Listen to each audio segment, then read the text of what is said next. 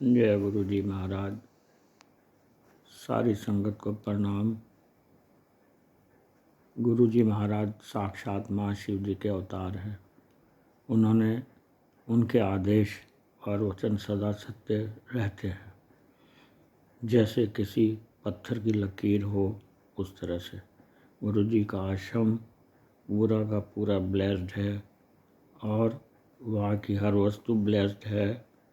जो चाहे वो जल प्रसाद हो, चाहे चाय प्रसाद हो, चाहे लंगर प्रसाद हो, और ये सभी संगत और सेवादारों के दुख रोग, उनके हर तरह की समस्याओं को ठीक करते रहते हैं। मुझे करते हैं सबके जितना भी सबका कल्याण करते रहते हैं।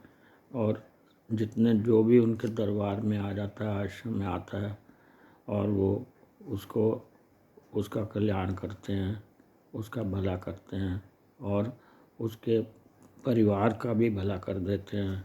गुरु जी कहते हैं कि एक भी अगर परिवार का सदस्य मेरे आश्रम में दरबार में आ जाता है तो मैं उसका कल्याण करता हूँ और उसके पूरे के पूरे परिवार का भी कल्याण कर देता हूँ। ये बिल्कुल सत्य है। ऐसा मेरे साथ भी हुआ और मेरा भी कल्याण किया, मेरे दुख रोग सारे संताप दूर किए, मेरे परिवार के भी करते आ रहे हैं। और क्योंकि हमने अपने आप को, सबने उनको प्रेम करते हैं और अपने आप को सरेंडर कर रखा है उनके, और हम समर्पण कर देना और उनके आदेश पे चलना और उसको आदेश को सुनना। उनके प्रवचन तो देते नहीं थे गुरु जी महाराज, लेकिन आदेश वचन जो है उनके, वो उस पर चलना, समर्पण करना, ये बहुत ज़रूरी होता है। तभी तो हरि को प्राप्त करना है, हरि जैसे गुण होने चाहिए। अर्थात गुरु जी के जो वचन हैं उन पर चलना, उनको सुनना और उनका सत्कार करना, आदर सत्कार करना और उन वचनों पर चलना, अमल करना। तो गुरु जी करने से उनके गुरु जी बहुत खुश होते हैं। ठीक है।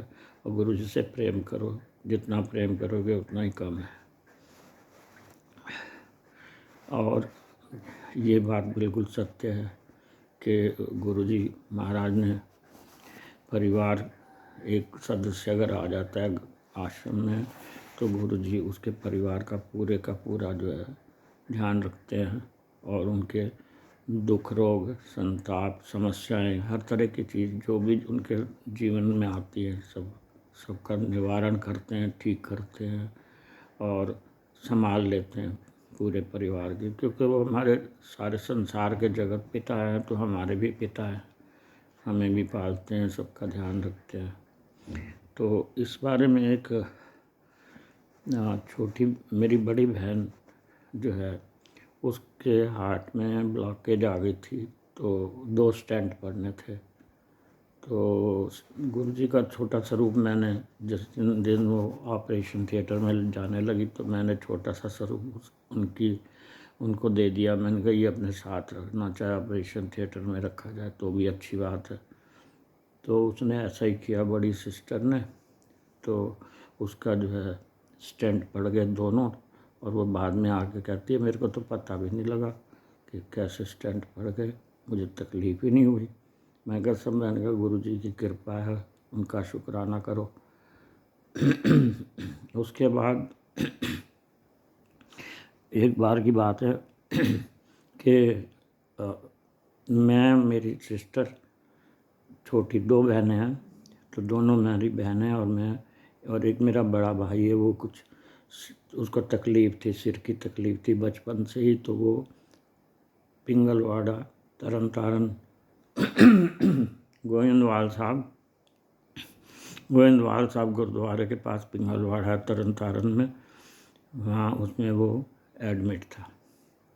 तो हम दिल्ली से शान पंजाब में गए थे और वापसी पे भी शान पंजाब में आना था, तो मिलने जाना था। तो हम जब अमृतसर पहुँचे उसके बाद हम सीधा तरन तारन गए। तरन तारन के गोविंदवाल साहब गए, पिंगलवाड़े में जाके बड़े भाई को मिलना था, मिले, सुख दुख हाल चाल उसका बांटा, उसके साथ किया, उसको हिम्मत दी।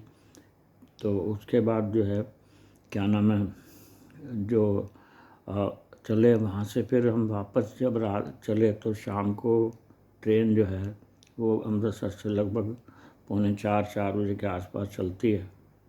तो वो जब हम वहाँ स्टेशन पे अमृतसर पहुँचे शान पंजाब लेने के लिए, तो देखें तो पता लगा कि वो ट्रेन 1 घंटा लेट है।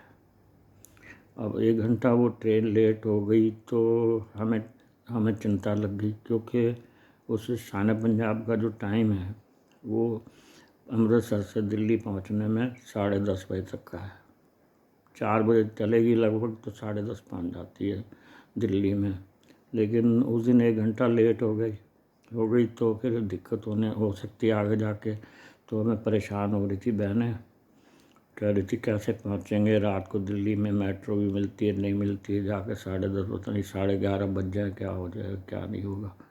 मैंने कहा आप चिंता मत करो, गुरु जी हमारे बैठे ना, महाराज हमारे साथ है, कोई ना कोई रास्ता बना देंगे, ठीक कर देंगे।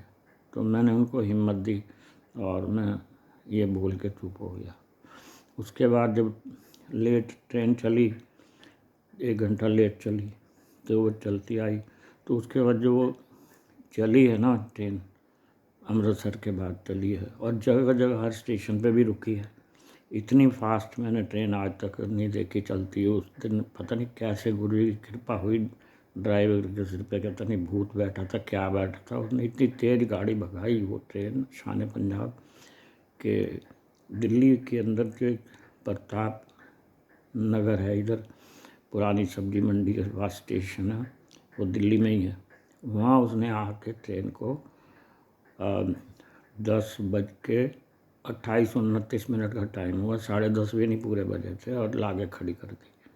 मैंने कहा ये देखो, मैंने बहनों को बोला, मैं देखो गुरु जी की शक्ति, कितनी कृपा है उनकी, उनका शुक्राना करो। हमने भी शुक्राना किया। फिर उसके बाद हम दिल्ली में स्टेशन पर उतरे, वहाँ से मेट्रो ली, कश्मीरी गेट गए, मैं छतरपुर आ गया और वो पुरानी दिल्ली चली गई दोनों बहनें। तो ये है गुरु जी की शक्ति। तो आप देखो, मेरा तो ध्यान रखते ही हैं, चलो जो भी है, लेकिन परिवार का भी रखते हैं, बहनों का भी रखा। ऐसे ही मेरी बेटियां हैं, दो बेटी, 3 बेटी हैं मेरी, तीनों बेटियां हैं, उनका ध्यान रखते हैं। बेटा है उसका भी ध्यान रखते हैं गुरु जी। कोई भी समस्या आती है घर में, कोई भी किसी तरह की, हर घर में कोई ना कोई समस्या रहती है, दुख रहते हैं, रोग रहते हैं, समस्याएं रहती हैं, हमेशा वो हेल्प करते हैं, हमारे बिल्कुल अंग संग रहते हैं, क्योंकि हमारा परिवार पूरा उनके साथ जुड़ा हुआ है।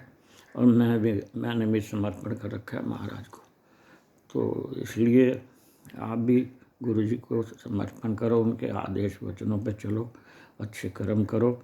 फिर अगर आप अच्छे कर्म करते हैं, पाप कर्म नहीं करते, तो दुख रोग संताप आएंगे ही नहीं। ये तो धर्म के हिसाब से चलना चाहिए हमें, और ये विधाता का नियम भी है।